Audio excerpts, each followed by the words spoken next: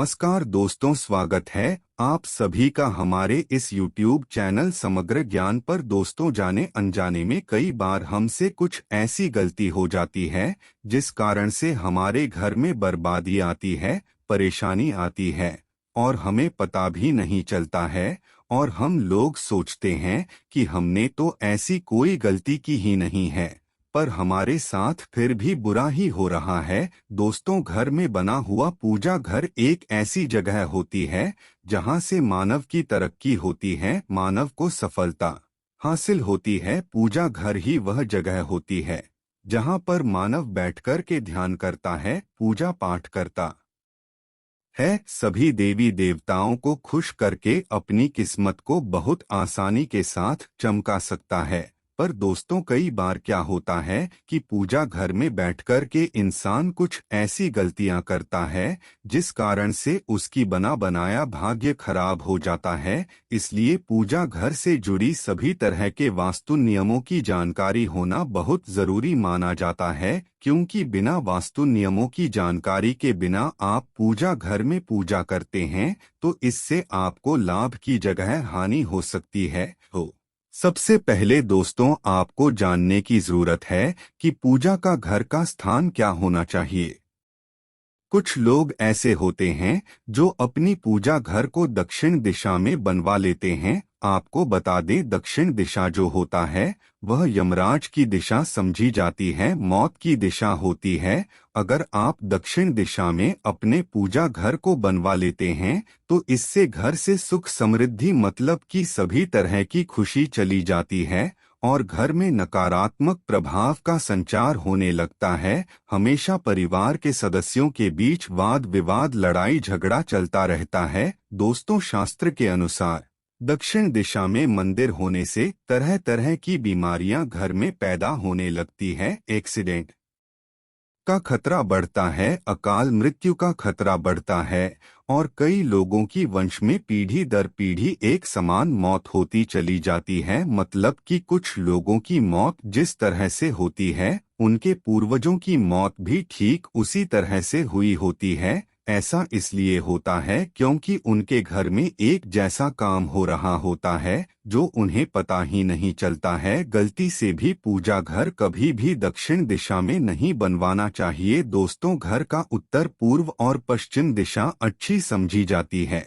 पर अगर आप आध्यात्मिक तरक्की करना चाहते हैं, ध्यान की पराकाष्ठा में पहुंचना चाहते हैं, परमात्मा को हासिल करना चाहते हैं, तो ऐसे में आपको हमेशा ही घर की पूर्व दिशा में घर के मंदिर को बनवाना चाहिए। इससे घर परिवार में सकारात्मक ऊर्जा का प्रभाव होता है और घर परिवार के लोगों के बीच हमेशा शांति का वातावरण देखने को मिलता है। आपको बता दें, पूर्वज दिशा को सबसे बढ़िया दिशा समझा जाता है क्योंकि पूर्व दिशा की तरफ से सूर्योदय होता है। इसलिए अगर आप पूर्व दिशा की तरफ मुहर करके किसी भी काम को करेंगे तो पक्के रूप से आपको उस काम में तरक्की हासिल होगी। पूर्व दिशा में बैठकर के की गई सभी तरह की पूजा पाठ जल्द ही फलदायी होती है। इसके साथ ही अगर आप पूर्व दिशा में मुंह करके सूर्य को अर्घ्य प्रदान करते हैं तो इससे सूर्य देव खुश होकर के आपकी सभी तरह की इच्छा को पूरी करते हैं। दोस्तों, ईशान कोण भी बहुत ही अच्छा समझा जाता है। इसे तो पूर्व दिशा से और ज्यादा अच्छा समझा जाता है। उत्तर और पूर्व के बीच का जो दिशा होती है वह भी घर के मंदिर के लिए सबसे अच्छा माना जाता है। हर ईशान कोण में आपके घर का मंदिर है तो इससे चारों तरफ से आपका तरक्की होने लगती है, घर में खुशियां आती है।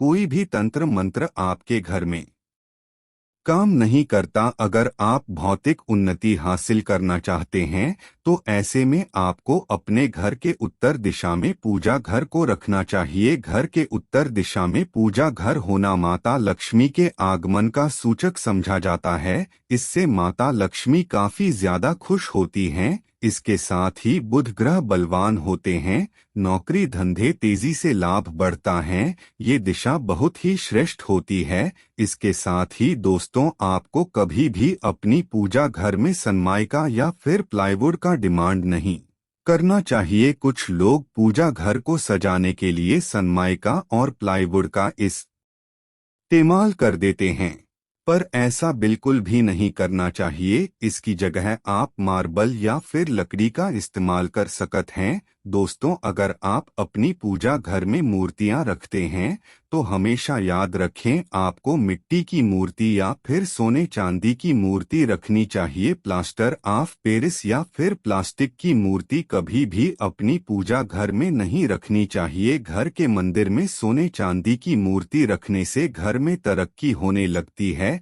घर में चारों तरफ से खुशियां आने लगती है, जबकि प्लास्टिक और प्लास्टर ऑफ पेरिस की मूर्तियां रखने से घर में नकारात्मक शक्तियों का प्रभाव होने लगता है। दोस्तों, अगर घर में धन और ऐश्वर्य में बढ़ावा करना चाहते हैं तो हमेशा ही मिट्टी या फिर सोना चांदी की मूर्तियों को ही अपने घर में रखें। आपको हमेशा ही देवी देवताओं की हंसमुख वाली मूर्तियों को अपने घर में रखना करना चाहिए। कभी भी महाकाली काल भैरव भगवान शिव का तांडव करते हुए मूर्ति को अपने घर में नहीं रखना चाहिए। इसके साथ ही दोस्तों, कभी भी आमने सामने किसी भी मूर्ति को नहीं रखना है। आमने सामने मूर्तियों को रखने से इससे भी बुरा असर पड़ता है। हमेशा एक साइड में मूर्तियों को रखना है। कभी भी घर में 3 या 4 से ज्यादा मूर्तियों को नहीं रखना चाहिए, इससे पूजा का फल नहीं मिलता है। और दोस्तों, जो फूल आप देवी देवताओं को अर्पित करते हैं उसे कभी भी आपको पूजा स्थान पर इधर उधर नहीं फेंकने चाहिए। उसे पूजा करने के बाद इकट्ठा करके जल प्रवाहित कर देना चाहिए। पूजा स्थल को हमेशा शुद्ध और साफ रखना चाहिए, कभी भी अशुद्ध होकर के पूजा नहीं करनी चाहिए। और महिलाओं को हमेशा सूतक और पीरियड काल के दौरान पूजा करने से बचना चाहिए। इस समय पूजा बंद कर देना चाहिए। कुछ लोग ऐसे होते हैं जो पूजा करते समय माचिस की तीलियां जलाते हैं और माचिस को वहीं पर ही रख देते हैं, माचिस की तीलियों को वहीं पर ही फेंक देते हैं।